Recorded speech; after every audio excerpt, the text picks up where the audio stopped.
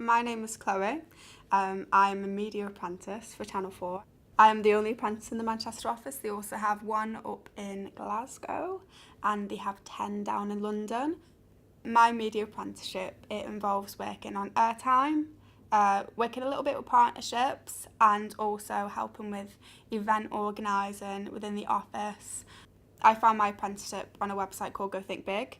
They offer work experience, internships, apprenticeships for lots of creative and media companies.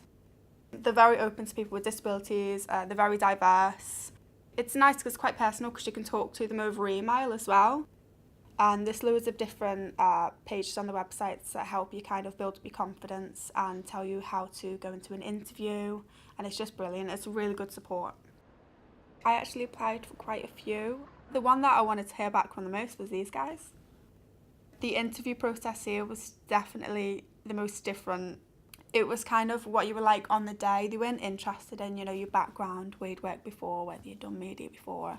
They were just interested in you on the day and your ideas. They called a few back for, a final interview and then, got the phone call, get the job.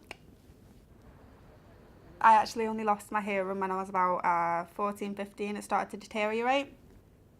And my mum was a bit shocked, really. She started noticing that, I was kind of zoning out a little bit, but I didn't notice it myself. And so she was like, right, I'm going to take you to have a hearing test because I feel like I'm having to repeat myself more and more as you're getting older. So took me for a hearing test and it was deteriorating. And also I've got tinnitus. It drives me insane sometimes. It's like the bells of Notre Dame. So there are barriers. Things like when we have events, I can't really communicate with people when there's so many people in a room. My head just completely explodes and I don't know who's talking to me, who's not. So a lot of the time I just kind of sheer away to the side a little bit. Sometimes, I'll try and get involved and talk, but it can be very awkward when I'm asking them to repeat themselves so many times because of all the background noise.